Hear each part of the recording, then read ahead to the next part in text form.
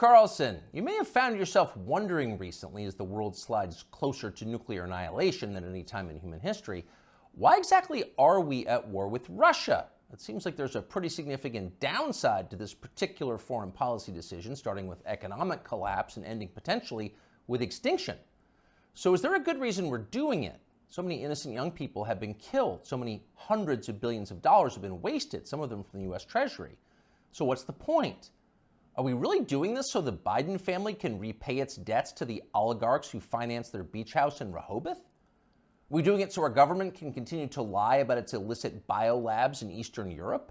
So that flabby losers like Toria Nuland and Tony Blinken can feel like they're doing something important with their sad, empty lives? Really? Honestly, there's got to be a better reason for waging this, the most pointless war of all. What is it? Well, thankfully, we have an answer. The war against Russia, ladies and gentlemen, the war against Putin and for Ukraine is in fact a war for democracy. Watch and recall the motive. The President has said many times we're focused on what we can do to support Ukraine's effort to fight for their democracy. Democracy must prevail. The Ukrainian people are fighting the fight for their democracy and in doing so for ours as well. Assisting and helping Ukraine win this fight for democracy and freedom. And of course, Ukrainian President Zelensky understands that what's at stake in Ukraine is bigger than just his nation. It is literally a battle for freedom and democracy themselves. They are showing the world what an existential fight for democracy looks like. President Zelensky and the Ukrainians have changed the course of history for the better, and we unequivocally are with the Ukrainian people in their fight to remain a sovereign democracy. Unequivocally with the Ukrainian people to remain a democracy. It's a bipartisan view. Democracy must prevail. You just heard noted democracy expert Nancy Pelosi say, the daughter of the mobbed-up mayor of Baltimore. As Pelosi puts it, the Ukrainian people are fighting the fight for their democracy and for ours as well. That's right, for ours as well. Without Ukrainian democracy, in other words, we can have no democracy here. If the Ukrainians aren't free, neither are we. We must make sure they can vote in Kiev so we can continue to vote in Kansas City. It's really that simple. And yet tonight, we regret to tell you that we have a problem. It looks like they're not going to be able to vote in Kiev anymore. And no, for once, it's not Putin's fault. Democracy in Ukraine seems to be suspended by the world's foremost democracy advocate himself, Field Marshal Zelensky. Watch this. Чи будуть в Україні наступного року вибори? Це ж питання глобальне. І якщо ми переможемо, то будуть. Значить, не буде військового часу, не буде війни. А вибори повинні проходити у мирний час, коли немає війни, згідно законодавства. So when you have an election, well, he says if we win, we'll let people vote. Otherwise, no. You vote when we feel like it, because ultimately we're completely in charge and make all the rules. Your job is to obey or be punished. That's our version of self-government. Self means me. I'm the government. Now, that's not just any autocrat. That's our chief ally in the war for democracy. This is the guy who just announced he's likely to cancel next year's elections. So you've got to wonder what the Biden administration thinks of this. We can't possibly continue to support Zelensky, that guy, after he said that, can we? Because in a clip less than 30 seconds long, he just blew up our entire rationale for supporting his side in the war. So we can't support him. Oh, of course we can. And we will. Here's Joe Biden from yesterday reaffirming America's unequivocal support for Ukraine. No matter what happened in Russia, we, the United States, will continue to support Ukraine's defense and its sovereignty and its territorial integrity. So to recap, we are currently fighting a war for democracy on behalf of a leader who just casually announced he's happy to end democracy, and our democracy-supporting leaders have no problem with that. In fact, they're strongly for it. Shocked? You shouldn't be. Of course they're for it. You should have seen this coming.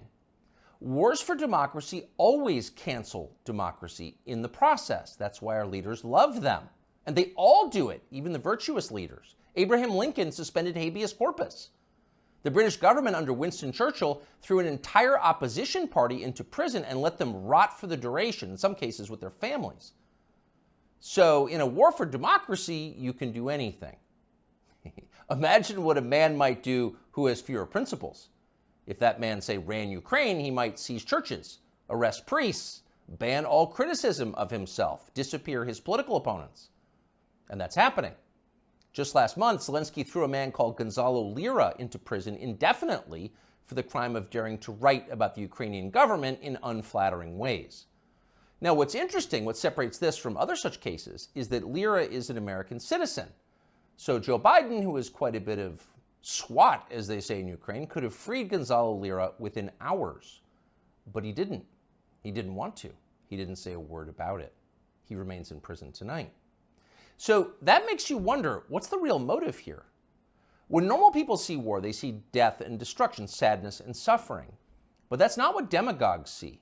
They understand it differently. They know that war means power, mostly for them. During wartime, everything they do can be justified. War is the gravest of all emergencies. Imagine the COVID lockdowns times 1,000 plus drones. Once war breaks out, politicians become gods with the power of life and death. So in a peaceful democracy, you have to debate your political opponents in public, and that's tiresome. But in a war for democracy, you can just throw them in jail or have them executed. You can see that many in Washington are looking forward to that moment. And that may be why they so fervently support Joe Biden, even many Republicans, against a potential opponent, the only opponent who opposes the war in Ukraine. If you were to end the war, their power would evaporate. Last week, a whistleblower produced WhatsApp messages from Hunter Biden proving that, at the very least, his father knew about his influence peddling businesses abroad and probably participated in them. Quote, "I'm sitting here with my father," Hunter Biden wrote to his Chinese partners demanding money. As much as anything reported about the Bidens over the last several years, this was the smoking gun. There it is, right there, in the message. That would have been enough to cripple a normal president. It would have been more than enough to keep a normal president from running for office again. But it had virtually no effect on Joe Biden. Most media outlets ignored it completely or tried to spin Biden's relationship with his son as some kind of moral victory. Quote, "The real meaning of the Hunter Biden saga, as I see it," wrote Nick Kristof of the New York Times, "isn't about presidential corruption, but is about how widespread addiction is and about how a determined parent with unconditional love can sometimes reel a child back." He actually wrote that. And if you doubt it, you should know that view was common. Here's the take from ABC. The Hunter Biden story, the scandal, the this, the that, it's also the story of a father's love. And Joe Biden has never and will never give up on his son Hunter, and will never treat him lesser than. And so he is a father first. Take it or leave it. So a whistleblower produces a text message showing that Joe Biden was in the room with his son when his son was selling influence to an enemy power, the Chinese government. And ABC's take on it, Joe Biden is a father first. Take it or leave it. What accounts for a response like that? Well, that's the way you talk when you've got nothing to fear from an upcoming presidential election. You don't even bother to think of an excuse for your candidate because you don't need to. Your country has electronic voting machines. Joe Biden got 81,282,916 votes in 2020, and you're pretty sure he can do it again. In fact, you know he can. You're not worried. But actually, they should be a little worried. The people who control Joe Biden, Susan Rice and the rest, know they can continue to run our government, writing the press releases, formulating the policies, and they can do it effectively forever, as long as Joe Biden gets dressed in the morning. And of course, that's their strong preference. These are fervent opponents of change. But the one thing these people cannot control is aging. Joe Biden is old. He's 80 now. He will be 85 at the end of the next term. People imagine that old age is a long, predictable progression from acuity to permanent unconsciousness. But often that's not at all how it actually works. When old people start to slide, they tend to slide fast. Joe Biden has begun that descent. Here he was yesterday.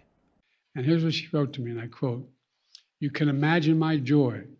She called them right away, and the next day they sent someone out to survey her yard. As Beth wrote, this is the best thing that's happened to rural America since the Rural Electrification Act brought electricity to farms in the 30s and 40s. End of quote." End of quote. You weren't supposed to hear that. Joe Biden read the stage directions out loud. That's like eating the garnish that comes with your entree. You're supposed to know not to do that. Joe Biden no longer does. In a year or two, he will be gone completely, and there will be no hiding it. At that point, the Democratic Party will face a secession problem. If Joe Biden is reelected next year and then forced to leave office during his term due to disability or death, that means Kamala Harris will become president of the United States. And nobody wants that, not even her husband. In real life, nobody likes Kamala Harris. That's not an attack on her. In fact, it's possible to feel pity for someone who's so universally reviled. It is instead an observation of unchanging physical reality like gravity or photosynthesis. Nobody wants Kamala Harris to be president. No one will benefit if she becomes president. So logic suggests there's going to be a change. It's going to have to be somebody else. And whoever that person is going to have to enter the race soon, before the election, after Biden drops out. Who could that person be? We don't know, obviously. This is all just guessing. But we do know whoever that is will have to have two essential criteria. He'll have to be as shallow, ruthless, and transactional as Joe Biden is, and he'll need to have flattery skills that are so polished and advanced they'd be considered superior even in the Saudi royal court. And there's only one man in modern America who fits that description: Gavin Newsom, the governor of California, and perhaps not coincidentally, Joe Biden's new closest friend. "I am here, Mr. President," Newsom told Biden at an event the two did together last week. "I am here as a proud American, as a proud Californian, mesmerized by not just your faith and your devotion to this country and the world we're trying to build, but by your results, by your action, by your passion, by your capacity to deliver. I am mesmerized by you, Joe Biden." Imagine saying that as a compliment. You couldn't do it. Few human beings could do it. But Gavin Newsom had no problem at all. Those words rolled right off his forked tongue. He never stopped smiling. So if you're looking for the leader of the coup, there he is right there. Younger people say the news is full of lies. In Kennedy's motorcade. 239 people tell the death of Jeffrey Epstein.